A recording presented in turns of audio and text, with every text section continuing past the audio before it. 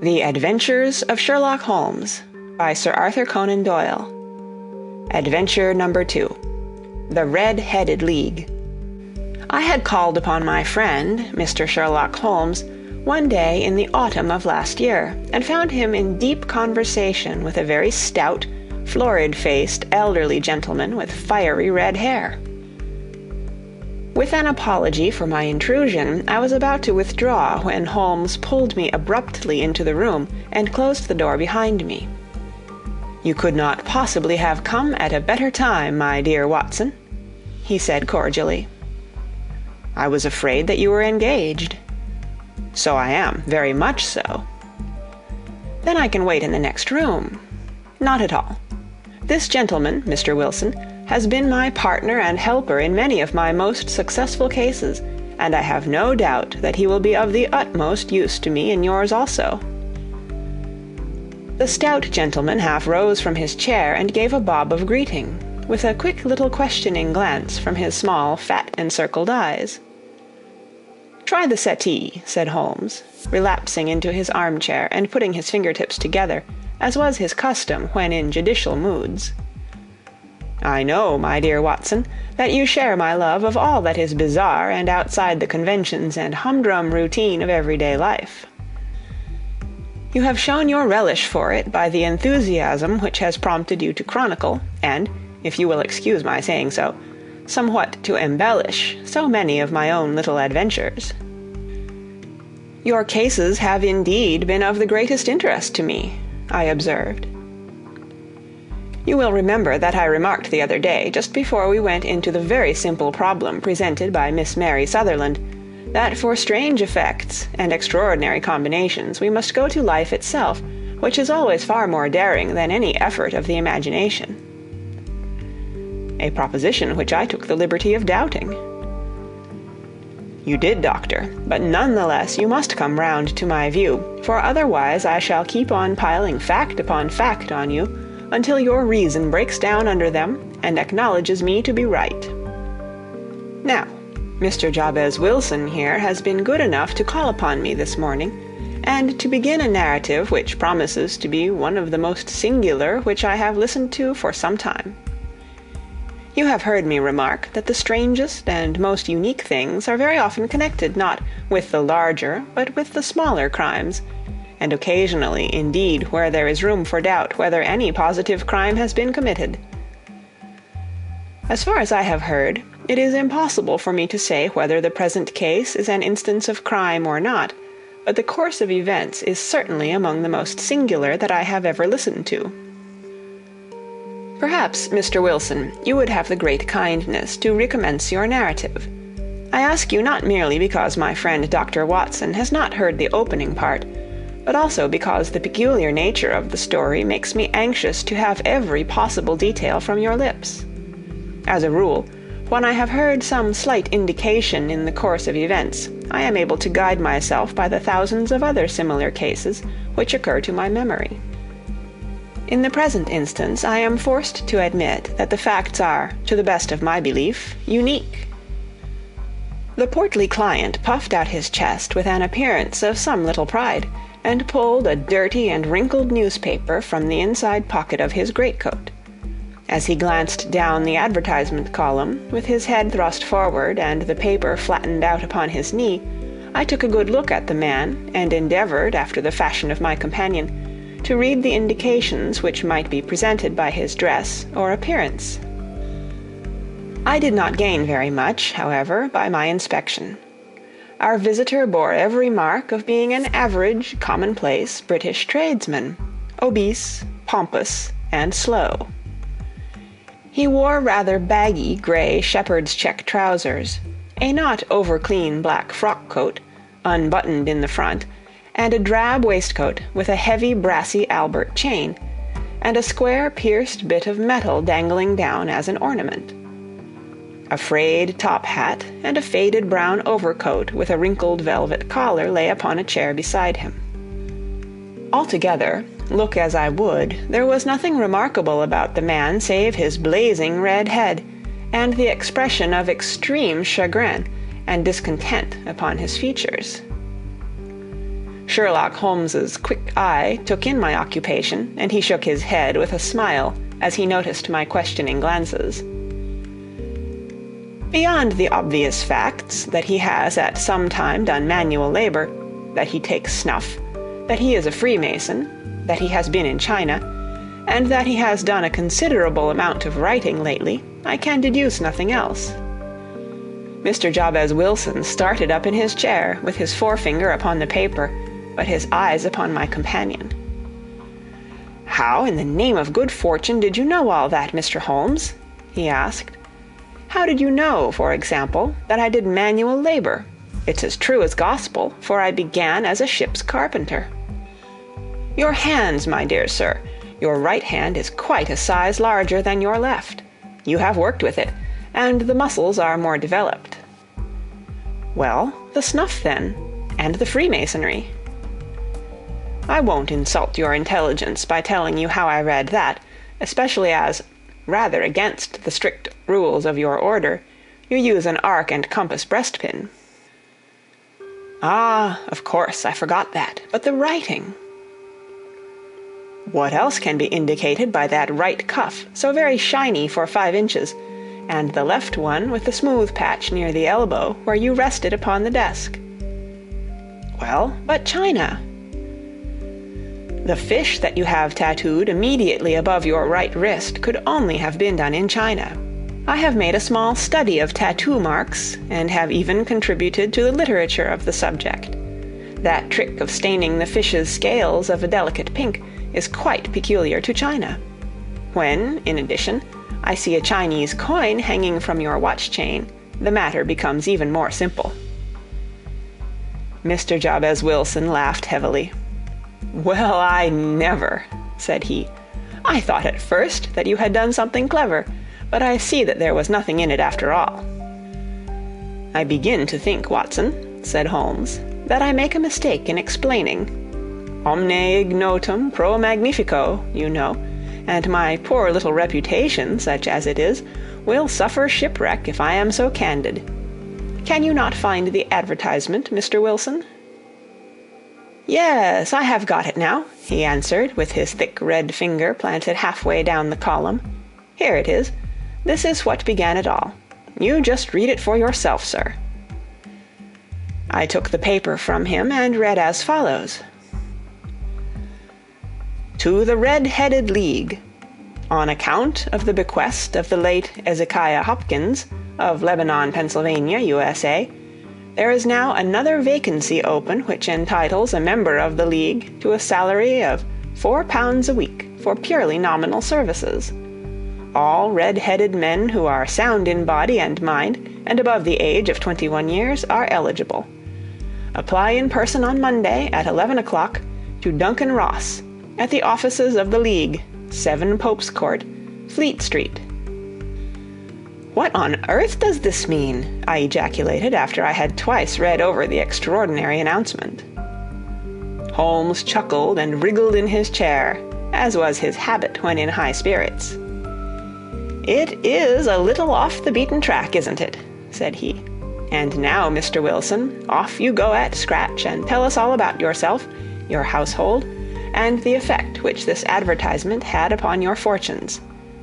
You will first make a note, Doctor, of the paper and the date." "It is the Morning Chronicle of April 27th, 1890, just 2 months ago." "Very good. Now, Mr. Wilson." "Well, it is just as I have been telling you, Mr. Sherlock Holmes," said Jabez Wilson, mopping his forehead. "I have a small pawnbroker's business at Coburg Square near the city. It's not a very large affair, and of late years it has not done more than just give me a living. I used to be able to keep 2 assistants, but now I only keep 1, and I would have a job to pay him but that he is willing to come for half wages, so as to learn the business." "What is the name of this obliging youth?" asked Sherlock Holmes. "His name is Vincent Spaulding, and he's not such a youth either.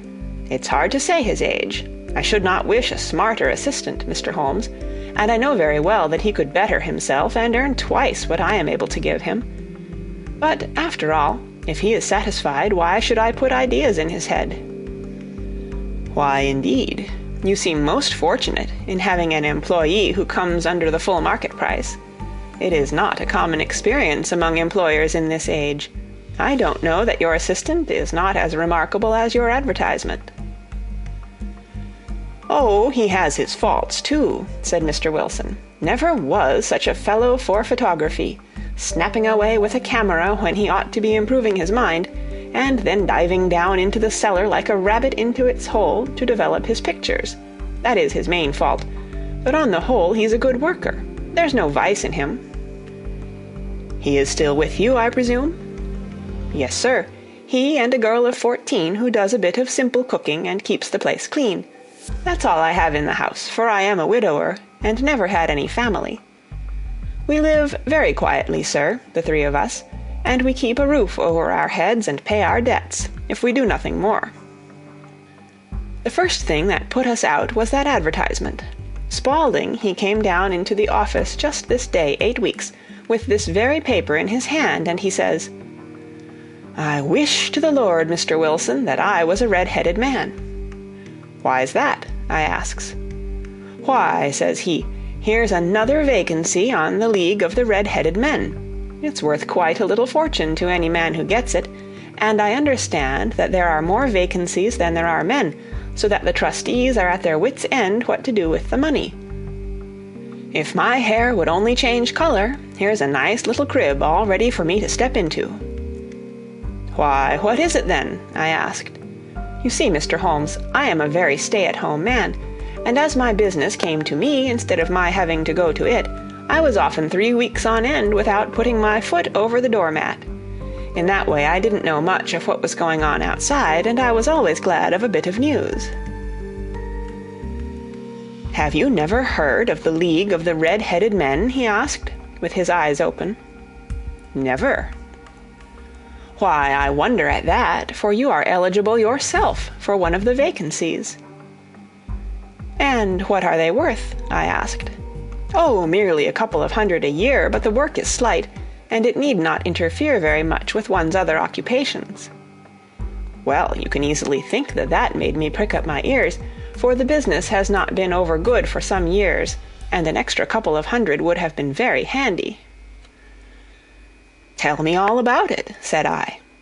"Well," said he, showing me the advertisement, "you can see for yourself that the League has a vacancy, and there is the address where you should apply for particulars. As far as I can make out, the League was founded by an American millionaire, Ezekiah Hopkins, who was very peculiar in his ways. He was himself red-headed, and he had a great sympathy for all red-headed men, so when he died it was found that he had left his enormous fortune in the hands of trustees, with instructions to apply the interest to the providing of easy berths to men whose hair is of that color. From all I hear, it is splendid pay and very little to do." "But," said I, "there would be millions of red-headed men who would apply." "Not so many as you might think," he answered. "You see, it is really confined to Londoners and to grown men. This American had started from London when he was young, and he wanted to do the old town a good turn. Then again, I have heard it is no use your applying if your hair is light red, or dark red, or anything but real bright, blazing, fiery red. Now, if you cared to apply, Mr. Wilson, you would just walk in, but perhaps it would hardly be worth your while to put yourself out of the way for the sake of a few £100. Now, it is a fact, gentlemen, as you may see for yourselves, that my hair is of a very full and rich tint, so that it seemed to me that if there was to be any competition in the matter, I stood as good a chance as any man that I had ever met. Vincent Spaulding seemed to know so much about it that I thought he might prove useful, so I just ordered him to put up the shutters for the day, and to come right away with me. He was very willing to have a holiday, so we shut the business up and started off for the address that was given us in the advertisement. I never hope to see such a sight as that again, Mr. Holmes. From north, south, east, and west, every man who had a shade of red in his hair had tramped into the city to answer the advertisement. Fleet Street was choked with red-headed folk, and Pope's Court looked like a coster's orange barrow. I should not have thought there were so many in the whole country as were brought together by that single advertisement. Every shade of colour they were: straw, lemon, orange, brick, Irish setter, liver, clay. But, as Spaulding said, there were not many who had the real vivid flame-coloured tint. When I saw how many were waiting, I would have given it up in despair, but Spaulding would not hear of it. How he did it I could not imagine, but he pushed and pulled and butted until he got me through the crowd and right up to the steps which led to the office. There was a double stream upon the stair, some going up in hope and some coming back dejected, but we wedged in as well as we could, and soon found ourselves in the office. "Your experience has been a most entertaining one," remarked Holmes, as his client paused and refreshed his memory with a huge pinch of snuff. "Pray continue your very interesting statement." There was nothing in the office but a couple of wooden chairs and a deal table, behind which sat a small man with a head that was even redder than mine. He said a few words to each candidate as he came up, and then he always managed to find some fault in them which would disqualify them. Getting a vacancy did not seem to be such a very easy matter after all. However, when our turn came, the little man was much more favorable to me than to any of the others, and he closed the door as we entered, so that he might have a private word with us. "This is Mr. Jabez Wilson," said my assistant, "and he is willing to fill a vacancy in the League." "And he is admirably suited for it," the other answered. "He has every requirement. I cannot recall when I have seen anything so fine." He took a step backward, cocked his head on one side, and gazed at my hair until I felt quite bashful. Then suddenly he plunged forward, wrung my hand, and congratulated me warmly on my success. "It would be injustice to hesitate," said he. "You will, however, I am sure, excuse me for taking an obvious precaution." With that he seized my hair in both his hands and tugged until I yelled with the pain. "There is water in your eyes," said he as he released me. "I perceive that all is as it should be, but we have to be careful, for we have twice been deceived by wigs and once by paint. I could tell you tales of cobbler's wax which would disgust you with human nature." He stepped over to the window and shouted through it at the top of his voice that the vacancy was filled. A groan of disappointment came up from below, and the folk all trooped away in different directions, until there was not a red head to be seen except my own, and that of the manager. "My name," said he, "is Mr. Duncan Ross, and I am myself one of the pensioners upon the fund left by our noble benefactor. Are you a married man, Mr. Wilson? Have you a family?" I answered that I had not. His face fell immediately. "Dear me," he said gravely, "that is very serious indeed. I am sorry to hear you say that. The fund was, of course, for the propagation and spread of the redheads as well as for their maintenance. It is exceedingly unfortunate that you should be a bachelor." My face lengthened at this, Mr. Holmes, for I thought that I was not to have the vacancy after all, but after thinking it over for a few minutes, he said that it would be all right. "In the case of another," said he, "the objection might be fatal, but we must stretch a point in favor of a man with such a head of hair as yours. When shall you be able to enter upon your new duties?" "Well, it is a little awkward, for I have a business already," said I. "Oh, never mind about that, Mr. Wilson," said Vincent Spaulding. "I should be able to look after that for you." "What would be the hours?" I asked. 10 to 2. Now, a pawnbroker's business is mostly done of an evening, Mr. Holmes, especially Thursday and Friday evening, which is just before payday, so it would suit me very well to earn a little in the mornings. Besides, I knew that my assistant was a good man, and that he would see to anything that turned up.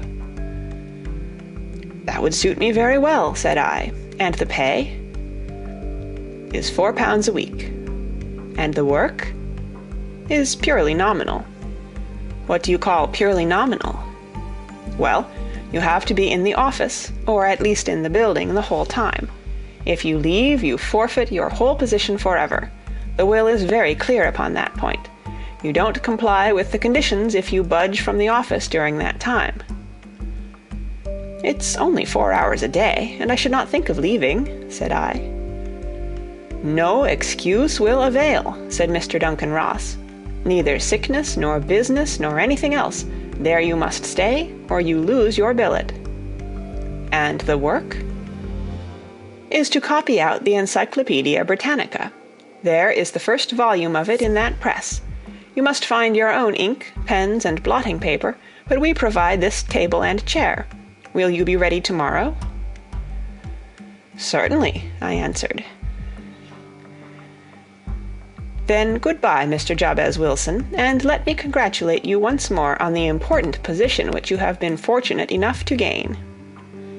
He bowed me out of the room, and I went home with my assistant, hardly knowing what to say or do, I was so pleased at my own good fortune. Well, I thought over the matter all day, and by evening I was in low spirits again, for I had quite persuaded myself that the whole affair must be some great hoax or fraud, though what its object might be I could not imagine. It seemed altogether past belief that anyone could make such a will, or that they would pay such a sum for doing anything so simple as copying out the Encyclopedia Britannica. Vincent Spaulding did what he could to cheer me up, but by bedtime I had reasoned myself out of the whole thing. However, in the morning I determined to have a look at it anyhow, so I bought a penny bottle of ink, and with a quill pen and 7 sheets of foolscap paper, I started off for Pope's Court. Well, to my surprise and delight, everything was as right as possible. The table was set out ready for me, and Mr. Duncan Ross was there to see that I got fairly to work. He started me off upon the letter A, and then he left me, but he would drop in from time to time to see that all was right with me. At 2 o'clock he bade me good day, complimented me upon the amount that I had written, and locked the door of the office after me. This went on day after day, Mr. Holmes, and on Saturday the manager came in and planked down 4 golden sovereigns for my week's work. It was the same next week, and the same the week after. Every morning I was there at 10, and every afternoon I left at 2. By degrees Mr. Duncan Ross took to coming in only once of a morning, and then after a time he did not come in at all. Still, of course, I never dared to leave the room for an instant, for I was not sure when he might come, and the billet was such a good one and suited me so well that I would not risk the loss of it. 8 weeks passed away like this, and I had written about abbots, and archery, and armor, and architecture, and Attica, and hoped with diligence that I might get on to the bees before very long. It cost me something in foolscap, and I had pretty nearly filled a shelf with my writings. And then suddenly the whole business came to an end. To an end? Yes, sir, and no later than this morning. I went to my work as usual at 10 o'clock, but the door was shut and locked, with a little square of cardboard hammered on to the middle of the panel with a tack. Here it is, and you can read for yourself. He held up a piece of white cardboard about the size of a sheet of notepaper. It read in this fashion: "The Red-Headed League is dissolved. October 9, 1890. Sherlock Holmes and I surveyed this curt announcement, and the rueful face behind it, until the comical side of the affair so completely overtopped every other consideration that we both burst out into a roar of laughter. "I cannot see that there is anything very funny," cried our client, flushing up to the roots of his flaming head. "If you can do nothing better than laugh at me, I can go elsewhere." "No, no," cried Holmes, shoving him back into the chair from which he had half risen. "I really wouldn't miss your case for the world. It is most refreshingly unusual, but there is, if you will excuse my saying so, something just a little funny about it. Pray, what steps did you take when you found the card upon the door?" "I was staggered, sir. I did not know what to do. Then I called at the offices round, but none of them seemed to know anything about it. Finally, I went to the landlord, who is an accountant living on the ground floor, and I asked him if he could tell me what had become of the Red-Headed League. He said that he had never heard of any such body. Then I asked him who Mr. Duncan Ross was. He answered that the name was new to him. "Well," said I, "the gentleman at number 4. "What, the red-headed man?" "Yes." "Oh," said he, "his name was William Morris. He was a solicitor and was using my room as a temporary convenience until his new premises were ready. He moved out yesterday." "Where could I find him?" "Oh, at his new offices. He did tell me the address. Yes, 17 King Edward Street, near St. Paul's." I started off, Mr. Holmes, but when I got to that address, it was a manufactory of artificial kneecaps, and no one in it had ever heard of either Mr. William Morris or Mr. Duncan Ross. "And what did you do then?" asked Holmes. "I went home to Saxe-Coburg Square, and I took the advice of my assistant. But he could not help me in any way. He could only say that if I waited I should hear by post. But that was not quite good enough, Mr. Holmes. I did not wish to lose such a place without a struggle, so, as I had heard that you were good enough to give advice to poor folk who were in need of it, I came right away to you." "And you did very wisely," said Holmes. "Your case is an exceedingly remarkable one, and I shall be happy to look into it. From what you have told me, I think that it is possible that graver issues hang from it than might at first sight appear." "Grave enough," said Mr. Jabez Wilson. "Why, I have lost £4 a week." "As far as you are personally concerned," remarked Holmes, "I do not see that you have any grievance against this extraordinary league. On the contrary, you are, as I understand, richer by some £30, to say nothing of the minute knowledge which you have gained on every subject which comes under the letter A. You have lost nothing by them." "No, sir, but I want to find out about them and who they are and what their object was in playing this prank, if it was a prank, upon me. It was a pretty expensive joke for them, for it cost them £32. "We shall endeavor to clear up these points for you. And first, 1 or 2 questions, Mr. Wilson. This assistant of yours who first called your attention to the advertisement, how long had he been with you?" "About a month, then." "How did he come?" "In answer to an advertisement." "Was he the only applicant?" "No, I had a dozen." "Why did you pick him?" "Because he was handy and would come cheap." "At half wages, in fact?" "Yes." "What is he like, this Vincent Spaulding?" "Small, stout-built, very quick in his ways, no hair on his face, though he's not short of 30, has a white splash of acid upon his forehead." Holmes sat up in his chair in considerable excitement. "I thought as much," said he. "Have you ever observed that his ears are pierced for earrings?" "Yes, sir. He told me that a gypsy had done it for him when he was a lad." Said Holmes, sinking back in deep thought. "He is still with you?" "Oh, yes, sir. I have only just left him." "And has your business been attended to in your absence?" "Nothing to complain of, sir. There's never very much to do of a morning." "That will do, Mr. Wilson. I shall be happy to give you an opinion upon the subject in the course of a day or two. Today is Saturday, and I hope that by Monday we may come to a conclusion." "Well, Watson," said Holmes, when our visitor had left us, "what do you make of it all?" "I make nothing of it," I answered frankly. "It is a most mysterious business."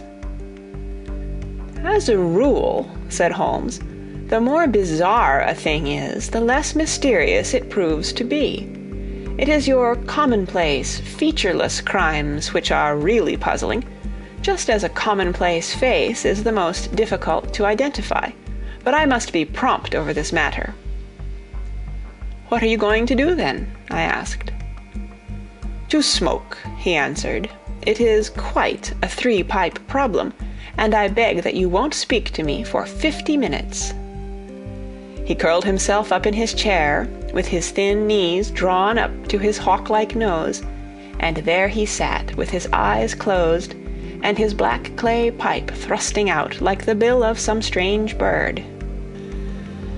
I had come to the conclusion that he had dropped asleep, and indeed was nodding myself, when he suddenly sprang out of his chair with the gesture of a man who has made up his mind, and put his pipe down upon the mantelpiece. "Sarasate plays at the St. James Hall this afternoon," he remarked. "What do you think, Watson? Could your patients spare you for a few hours?" "I have nothing to do today. My practice is never very absorbing." "Then put on your hat and come. I am going through the city first, and we can have some lunch on the way. I observe that there is a good deal of German music on the program, which is rather more to my taste than Italian or French. It is introspective, and I want to introspect. Come along." We traveled by the Underground as far as Aldersgate, and a short walk took us to Saxe-Coburg Square, the scene of the singular story which we had listened to in the morning. It was a poky, little, shabby-genteel place, where 4 lines of dingy 2-storied brick houses looked out into a small, railed-in enclosure, where a lawn of weedy grass and a few clumps of faded laurel bushes made a hard fight against a smoke-laden and uncongenial atmosphere. 3 gilt balls and a brown board with "Jabez Wilson" in white letters upon a corner house announced the place where our red-headed client carried on his business. Sherlock Holmes stepped in front of it with his head on one side, and looked it all over, with his eyes shining brightly between puckered lids. Then he walked slowly up the street, and then down again to the corner, still looking keenly at the houses. Finally he returned to the pawnbroker's, and, having thumped vigorously upon the pavement with his stick 2 or 3 times, he went up to the door and knocked. It was instantly opened by a bright-looking, clean-shaven young fellow, who asked him to step in. "Thank you," said Holmes. "I only wished to ask you how you would go from here to the Strand." "3rd right, 4th left," answered the assistant promptly, closing the door. "Smart fellow, that," observed Holmes as we walked away. "He is, in my judgment, the 4th smartest man in London, and for daring I am not sure that he has not a claim to be 3rd. I have known something of him before." "Evidently," said I, "Mr. Wilson's assistant counts for a good deal in this mystery of the Red-Headed League. I am sure that you inquired your way merely in order that you might see him." "Not him." "What then?" "The knees of his trousers." "And what did you see?" "What I expected to see." "Why did you beat the pavement?" "My dear doctor, this is a time for observation, not for talk. We are spies in an enemy's country. We know something of Saxe-Coburg Square. Let us now explore the parts which lie behind it."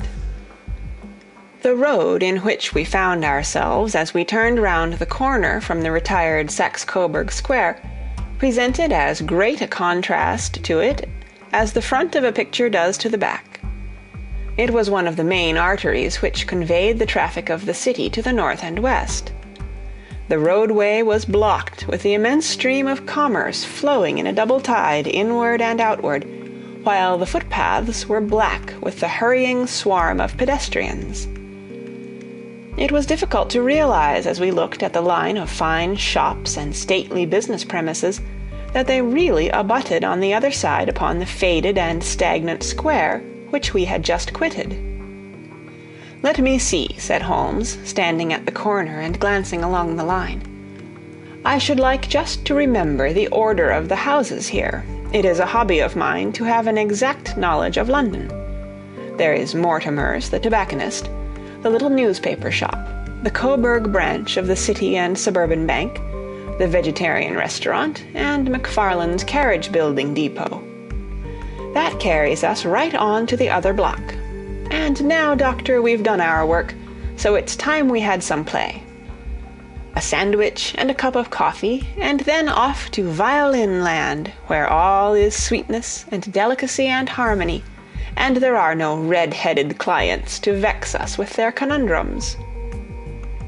My friend was an enthusiastic musician, being himself not only a very capable performer, but a composer of no ordinary merit. All the afternoon he sat in the stalls, wrapped in the most perfect happiness, gently waving his long, thin fingers in time to the music, while his gently smiling face and his languid, dreamy eyes were as unlike those of Holmes the sleuth-hound, Holmes the relentless, keen-witted, ready-handed criminal agent, as it was possible to conceive.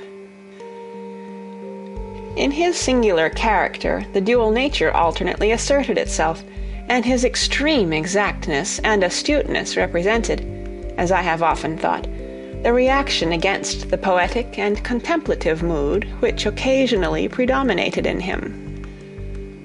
The swing of his nature took him from extreme languor to devouring energy, and, as I knew well, he was never so truly formidable as when, for days on end, he had been lounging in his armchair amid his improvisations and his black-letter editions. Then it was that the lust of the chase would suddenly come upon him, and that his brilliant reasoning power would rise to the level of intuition, until those who were unacquainted with his methods would look askance at him as on a man whose knowledge was not that of other mortals. When I saw him that afternoon so enwrapped in the music at St. James's Hall, I felt that an evil time might be coming upon those whom he had set himself to hunt down. "You want to go home, no doubt, Doctor," he remarked as we emerged. "Yes, it would be as well." "And I have some business to do which will take some hours. This business at Coburg Square is serious." "Why serious?" "A considerable crime is in contemplation. I have every reason to believe that we shall be in time to stop it. But today being Saturday rather complicates matters. I shall want your help tonight." "At what time?" 10 will be early enough." "I shall be at Baker Street at 10. "Very well. And I say, Doctor, there may be some little danger, so kindly put your army revolver in your pocket." He waved his hand, turned on his heel, and disappeared in an instant among the crowd. I trust that I am not more dense than my neighbors, but I was always oppressed with a sense of my own stupidity in my dealings with Sherlock Holmes. Here I had heard what he had heard, I had seen what he had seen, and yet from his words it was evident that he saw clearly not only what had happened, but what was about to happen, while to me the whole business was still confused and grotesque. As I drove home to my house in Kensington, I thought over it all, from the extraordinary story of the red-headed copier of the encyclopedia, down to the visit at Saxe-Coburg Square, and the ominous words with which he had parted from me. What was this nocturnal expedition, and why should I go armed? Where were we going, and what were we to do? I had the hint from Holmes that this smooth-faced pawnbroker's assistant was a formidable man, a man who might play a deep game. I tried to puzzle it out, but gave up in despair, and set the matter aside until night should bring an explanation. It was 9:15 when I started from home and made my way across the park, and so through Oxford Street to Baker Street. 2 hansoms were standing at the door, and as I entered the passage I heard the sound of voices from above. On entering his room, I found Holmes in animated conversation with 2 men, one of whom I recognized as Peter Jones, the official police agent, while the other was a long, thin, sad-faced man with a very shiny hat and an oppressively respectable frock-coat. "Ha! Our party is complete," said Holmes, buttoning up his pea-jacket and taking his heavy hunting crop from the rack. "Watson, I think you know Mr. Jones of Scotland Yard. Let me introduce you to Mr. Merryweather, who is to be our companion in tonight's adventure." "We're hunting in couples again, Doctor, you see," said Jones in his consequential way. "Our friend here is a wonderful man for starting a chase. All he wants is an old dog to help him do the running down." "I hope a wild goose may not prove to be the end of our chase," observed Mr. Merryweather gloomily. "You may place considerable confidence in Mr. Holmes, sir," said the police agent loftily. "He has his own little methods, which are, if he won't mind my saying so, just a little too theoretical and fantastic, but he has the makings of a detective in him. It is not too much to say that once or twice, as in that business of the Sholto murder and the Agra treasure, he has been more nearly correct than the official force." "Oh, if you say so, Mr. Jones, it is all right," said the stranger with deference. "Still, I confess that I miss my rubber. It is the first Saturday night for 27 years that I have not had my rubber." "I think you will find," said Sherlock Holmes, "that you will play for a higher stake tonight than you have ever done yet, and that the play will be more exciting. For you, Mr. Merryweather, the stake will be some £30,000, and for you, Jones, it will be the man upon whom you wish to lay your hands. John Clay, the murderer, thief, smasher, and forger. He's a young man, Mr. Merryweather, but he is at the head of his profession, and I would rather have my bracelets on him than on any criminal in London. He's a remarkable man, is young John Clay. His grandfather was a royal duke, and he himself has been to Eton and Oxford. His brain is as cunning as his fingers, and though we meet signs of him at every turn, we never know where to find the man himself. He'll crack a crib in Scotland one week, and be raising money to build an orphanage in Cornwall the next. I've been on his track for years, and have never set eyes on him yet. I hope that I may have the pleasure of introducing you tonight. I've had one or two little turns also with Mr. John Clay, and I agree with you that he is at the head of his profession. It is past 10, however, and quite time that we started. If you two will take the first hansom, Watson and I will follow in the second." Sherlock Holmes was not very communicative during the long drive, and lay back in the cab humming the tunes which he had heard in the afternoon. We rattled through an endless labyrinth of gas-lit streets until we emerged into Farrington Street. "We are close there now," my friend remarked. "This fellow Merryweather is a bank director, and personally interested in the matter. I thought it as well to have Jones with us also. He is not a bad fellow, though an absolute imbecile in his profession. He has one positive virtue. He is as brave as a bulldog, and as tenacious as a lobster if he gets his claws upon anyone.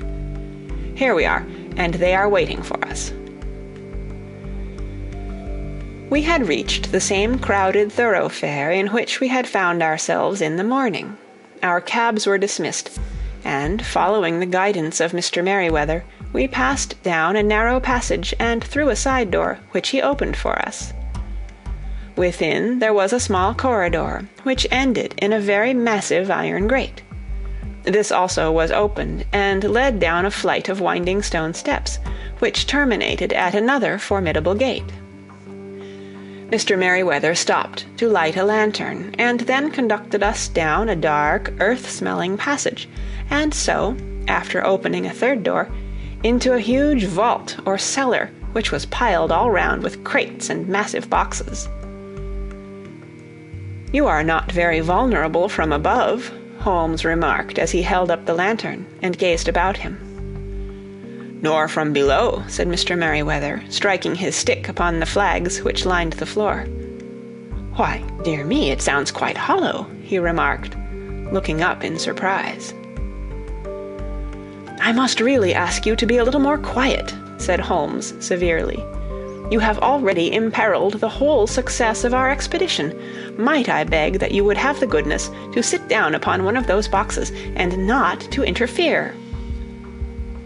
The solemn Mr. Merryweather perched himself upon a crate, with a very injured expression upon his face, while Holmes fell upon his knees upon the floor, and, with the lantern and a magnifying lens, began to examine minutely the cracks between the stones.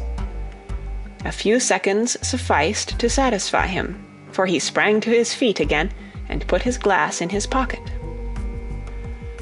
"We have at least an hour before us," he remarked, "for they can hardly take any steps until the good pawnbroker is safely in bed.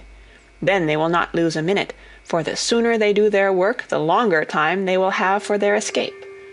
We are at present, Doctor, as no doubt you have divined, in the cellar of the City branch of one of the principal London banks. Mr. Merryweather is the chairman of directors, and he will explain to you that there are reasons why the more daring criminals of London should take a considerable interest in this cellar at present." "It is our French gold," whispered the director. "We have had several warnings that an attempt might be made upon it." "Your French gold?" "Yes. We had occasion some months ago to strengthen our resources, and borrowed for that purpose 30,000 Napoleons from the Bank of France. It has become known that we have never had an occasion to unpack the money, and that it is still lying in our cellar. The crate upon which I sit contains 2,000 Napoleons, packed between layers of lead foil. Our reserve of bullion is much larger at present than is usually kept in a single branch office, and the directors have had misgivings upon the subject." "Which were very well justified," observed Holmes. "And now it is time that we arranged our little plans. I expect that within an hour matters will come to a head. In the meantime, Mr. Merryweather, we must put the screen over that dark lantern." "And sit in the dark?" "I am afraid so. I had brought a pack of cards in my pocket, and I thought that, as we were a partie carrée, you might have your rubber after all. But I see that the enemy's preparations have gone so far that we cannot risk the presence of a light. And first of all we must choose our positions. These are daring men, and though we shall take them at a disadvantage, they may do us some harm unless we are careful. I shall stand behind this crate, and do you conceal yourselves behind those. Then, when I flash a light upon them, close in swiftly. If they fire, Watson, have no compunction about shooting them down." I placed my revolver, cocked, upon the top of the wooden case behind which I crouched. Holmes shot the slide across the front of his lantern, and left us in pitch darkness. Such an absolute darkness as I have never before experienced. The smell of hot metal remained to assure us that the light was still there, ready to flash out at a moment's notice. To me, with my nerves worked up to a pitch of expectancy, there was something depressing and subduing in the sudden gloom, and in the cold, dank air of the vault. "They have but one retreat," whispered Holmes. "That is back through the house into Saxe-Coburg Square. I hope that you have done what I asked you, Jones." "I have an inspector and 2 officers waiting at the front door." "Then we have stopped all the holes, and now we must be silent and wait." What a time it seemed! From comparing notes afterwards, it was but an hour and a quarter, yet it appeared to me that the night must have almost gone, and the dawn be breaking above us. My limbs were weary and stiff, for I feared to change my position, yet my nerves were worked up to the highest pitch of tension, and my hearing was so acute that I could not only hear the gentle breathing of my companions, but I could distinguish the deeper, heavier in-breath of the bulky Jones from the thin, sighing note of the bank director. From my position I could look over the case in the direction of the floor. Suddenly my eyes caught the glint of a light. At first it was but a lurid spark upon the stone pavement. Then it lengthened out until it became a yellow line, and then, without any warning or sound, A gash seemed to open, and a hand appeared, a white, almost womanly hand, which felt about in the center of the little area of light. For a minute or more the hand, with its writhing fingers, protruded out of the floor. Then it was withdrawn as suddenly as it appeared, and all was dark again save the single lurid spark, which marked a chink between the stones. Its disappearance, however, was but momentary. With a rending, tearing sound, one of the broad white stones turned over upon its side, and left a square gaping hole, through which streamed the light of a lantern. Over the edge there peeped a clean-cut, boyish face, which looked keenly about it, and then, with a hand on either side of the aperture, drew itself shoulder-high and waist-high, until one knee rested upon the edge.